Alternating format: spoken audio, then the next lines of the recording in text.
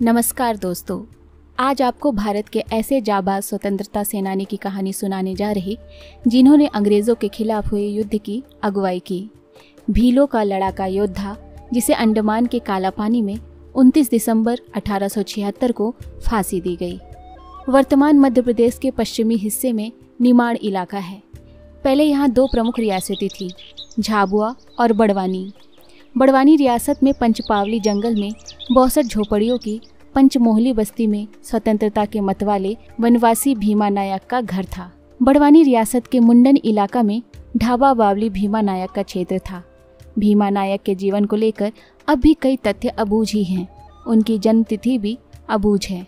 हालांकि अब तक हुए शोध के अनुसार भीमा का कार्यक्षेत्र बड़वानी रियासत से वर्तमान महाराष्ट्र के खानदेश तक रहा है। 1857 संग्राम के समय हुए अम्बा पावनी युद्ध में भीमा की महत्वपूर्ण भूमिका थी। उन्होंने ब्रिटिशर्स का डटकर मुकाबला किया और वनवासियों को 1857 स्वतंत्रता संग्राम के लिए एकजुट किया। एक महत्वपूर्ण तथ्य यह भी है कि तत्कालीन समय जब तात्या टोपे निमाड़ आए थे तो उनकी भेंट भीमा नायक से हुई थी। भीमा ने उन्हें नर्मदा पार करने में सहयोग किया था। निमाड़ के पॉलिटेक्निक एजेंट R.H. किटिंग के अनुसार 4 फरवरी 1957 को लगभग 200 भारतीय स्वतंत्रता सेनानियों से सामना हुआ। 10 क्रांतिकारियों ने बलिदान दिया और भीमा की मां सहित 4 बंदी बना लिए गए। 9 व 10 फरवरी को भीमा को खोजा गया, किंतु कोई जानकारी प्राप्त नहीं हुई।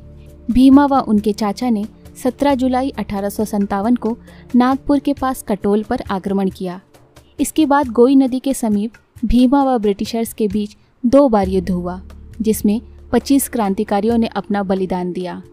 5 सितंबर को सिनपुर के पास अंग्रेजों व 500 क्रांतिकारियों सहित भीमा के बीच युद्ध हुआ।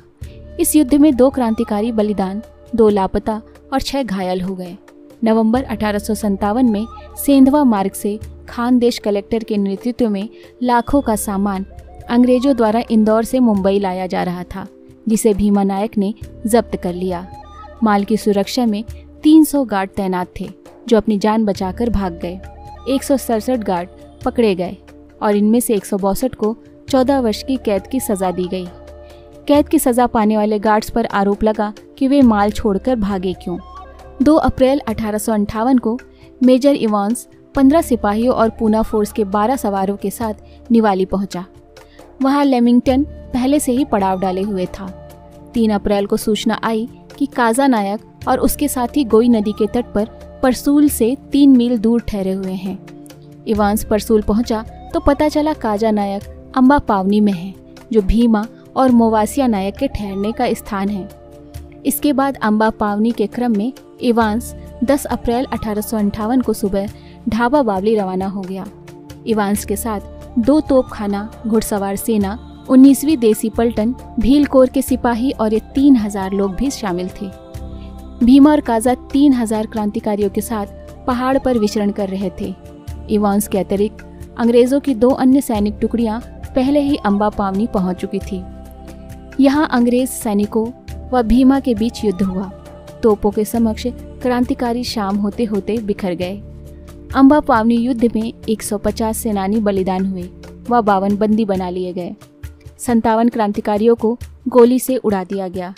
अंग्रेजों की क्रूरता का अंदाज़ा इसी घटना से लगाई जा सकती है कि सेनानियों की पत्नी व उनके बच्चे समेत 200 को हिरासत में ले लिया गया। छोटे छोटे बच्चों व स्त्रियों के बंदी बना लिए जाने से परेशान भीमा नायक 1858 के प्रारंभ में कर्नल स्टॉकले के सामने समर्पण किए। हालांकि शीघ्र ही उनके चंगुल से निकलने में सफल भी हुए। पुनः मई 1858 में मेजर कीटिंग के समक्ष हाजिर हुए और उन्हें कुछ दिनों तक मंडलेश्वर किले की जेल में रखा गया, परंतु मेजर कीटिंग ने इस शर्त पर छोड़ दिया कि वह मोवासिया नायक की गिरफ्तारी में सहयोग करेंगे। अंग्रेजों के चंगुल से छूटने के लिए यह अवसर भीमा खोना नहीं चाहते थे। उन्होंने अंग्रेज अधिकारी की बात मान ली। हालांकि कीटिंग के समक्ष वापस नहीं लौटे और न ही किसी प्रकार की कोई सहायता की। बाद में एक बार फिर वह अंग्रेजों के समक्ष हाजिर हुए, लेकिन पुनः भागने में सफल हो गए। 1 अप्रैल 1858 को कीटिंग ने खानदेश के एक्टिंग कलेक्टर को लिखे पत्र में असीरगढ़ के पश्चिम में सहयोग मांगते हुए स्वीकार किया है कि भीमा नायक के पास बड़ी सेना है। भील क्रांतिकारी उसके साथ बिना वेतन लिए तैनात हैं। भीमा नायक को गोई घाटी में ठहरने के लिए मौका नहीं मिलना चाहिए और लहनसन और हॉल को उनकी मौजूदा स्थिति से नहीं हटाया जाना चाहिए। खरगोन कामा विजदार ने भीमा का पीछा करते हुए खरगोन के दक्षिण की पहाड़ी में एक विशाल सेना के साथ प्रवेश किया और उसने अपनी पश्चिमी सीमा पर 2 पुलिस चौकियां स्थापित कर दी। तात्या टोपे निमाड़ से होकर गुजर रहे थे तो कुछ अंग्रेज सैनिक वहां से महू को भेज दिए गए, जिसके बाद अफसर देख भीमा नायक खिड़की से 27 नवंबर 1858 को भाग निकले। इसी दौरान तात्या टोपे से उनकी भेंट हुई। 1864 तक भीमा की क्रांतिकारी गतिविधियां जारी रही। भीमा को आत्मसमर्पण करने के लिए 3 मौके दिए गए, परंतु उन्होंने समर्पण नहीं किया। 1864 से 1867 तक उन्होंने कोई आंदोलन नहीं किया, जबकि अंग्रेज पुलिस उन्हें पकड़ने के लिए लगी रही, लेकिन कामयाबी नहीं मिली। भीमा को पकड़ने में असफल अंग्रेज उनके अनेक रिश्तेदारों को बंदी बना लिए। पहाड़ों पर व जंगलों में अंग्रेजी पुलिस तैनात की गई। 1866-67 के ठंड के मौसम तक भीमा को पकड़ने का सघन अभियान चलता रहा, लेकिन सफलता नहीं मिली।